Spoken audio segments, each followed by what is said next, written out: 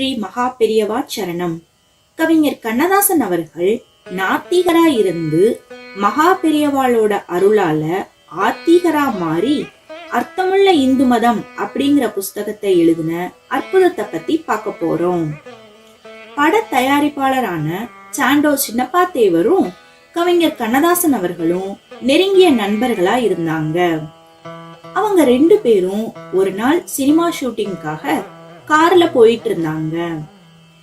எதிர்பாராத விதமா அவங்க போன கார் விபத்துக்குள்ளாயிருச்சு. சின்னப்ப தேவருக்கு சின்ன சின்ன காயங்கள் தான் இருந்தது. ஆனா கண்ணதாசன் அவர்களுக்கு பலத்த அடிபட்டு சுயநினைவு இல்லாம சென்னையில ஒரு ஆஸ்பத்திரியில சேர்த்திருந்தாங்க. சின்னப்ப தேவருக்கு மகா பெரியவா மேல அளவு கடந்த பக்தியும் மரியாதையும் உண்டு. தேவர் மகா பெரியவாள பார்க்க போயிருந்தாங்க. மகா பெரியவா அப்போ தேனம்பாக்கத்துல பிரம்மபுரீஸ்வரர் அப்படிங்கிற கோயில்ல அருள் பாலிச்சுட்டு இருந்தார். தேவர் மகா பெரியவா கிட்ட ஒரு விபத்து ஏற்பட்டுச்சு அப்படின்னு சொன்னார். பெரியவா உடனே கண்ணதாசன் எப்படி இருக்கார் அப்படின்னு கேட்டார்.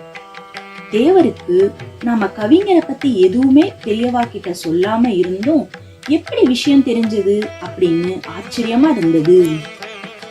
தேவர் பெரியவா கிட்ட நடந்த விபத்தை பத்தி விளக்கமா எடுத்து சொன்னார். பெரியவா தேவர்கிட்ட ஒன்னும் கவலைப்படாத, எல்லாம் சரியாயிடும் அப்படின்னு சொல்லி அவர் கையாலேயே ஒரு பாக்கெட்ல விபூதி கொடுத்து அத கொஞ்சம் எடுத்து கண்ணதாசன் நெத்தியிலையும் கொஞ்சம் வாயிலையும் போடு, மிச்ச விபூதி பாக்கெட்டை கண்ணதாசன் பக்கத்திலேயே வச்சிரு அப்படின்னு சொன்னார். தேவருக்கு இத செய்யறதுல ஒரு சங்கடம் இருந்தது. ஏன் அப்படின்னா கண்ணதாசன் ஒரு நாத்திகவாதி, கடவுளை நம்பாதவர். கொஞ்ச நாளைக்கு முன்னாடிதான் சங்கர மடத்துக்கு பக்கத்திலேயே திராவிட கட்சிகளுக்கு ஆதரவா பிராமண எதிர்ப்பையும் சனாதன தர்மத்தை எதிர்த்தும் பேசியிருக்கார். நான் எப்படி இந்த விபூதிய அவர் நெத்தியில வச்சு விடுறது அப்படின்னு மகா பெரியவா கிட்ட ஒரு தயக்கத்தோட கேட்டார். திரிகாலமும் உணர்ந்த ஞானி மகா பெரியவா எந்த விதமான தயக்கமும் இல்லாம கண்ணதாசனுக்கு விபூதிய பூசிவிடு, சூரியனை சின்ன மேகங்கள் மறைச்சிருக்கிற மாதிரி கண்ணதாசனை இந்த நாத்திக மேகங்கள் மறைச்சிருக்கு. கண்ணதாசன் சூரியனை மாதிரி பிரகாசமா இருப்பார். கண்ணதாசனோட முன்னோர்கள் பெருமை உனக்கு தெரியுமா? அவரோட பெரிய தாத்தா காஞ்சி வரதராஜ பெருமாள் கோயில்ல புதுப்பிக்க திருப்பணி கைங்கரியங்கள் செஞ்சிருக்கார். அவரோட தாத்தா காஞ்சி ஏகாம்பரேஸ்வரர் கோயில் திருப்பணி கைங்கரியங்களை செஞ்சிருக்கார். கண்ணதாசனோட அப்பா காஞ்சி காமாட்சி அம்மன் கோயில் திருப்பணி கைங்கரியங்கள் செஞ்சிருக்கார். அப்படிப்பட்ட புனிதமான பரம்பரையை சேர்ந்தவர் தான் கவிஞர் அப்படின்னு தேவர்கிட்ட சொன்னார். தேவரும் இந்த கட்டளைய ஏத்துக்கிட்டு ஆஸ்பத்திரிக்கு போய் கண்ணதாசன் அவர்கள் நெத்தியில விபூதிய வச்சுட்டு கொஞ்சம் வாயில போட்டுட்டு மிச்சம் இருக்கிற விபூதி பாக்கெட்டை அவர் தலகாணி கடியில வச்சுட்டார்.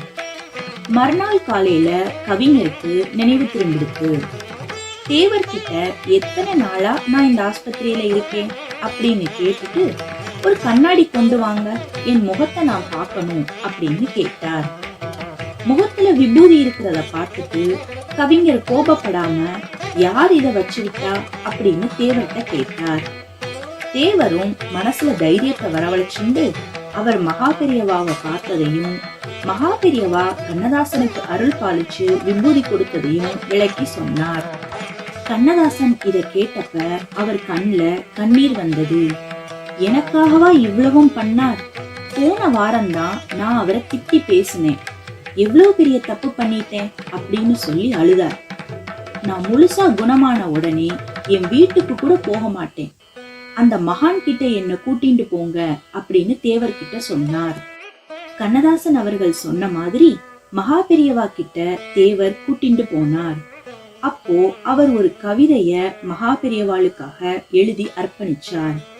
அது என்ன கவிதைனா, பார்த்த மாத்திரத்தில் பாவத்தை அலம்புகின்ற தீர்த்த பெருக்கு திருவாசகத்தின் உட்கருத்து கூர்த்த மதியால் மெய்ஞான கருத்துணர்த்தும் முழு மூர்த்தம் களி மொய்க்கும் இவ்வுலகை காக்க வந்த கண்கண்ட தெய்வம் எம்மதத்தோரும் சம்மதத்துடன் தம்மத தலைவனென தொழுதேத்தும் தெய்வ கமல கழல் தொழுவோம் வாரீர்.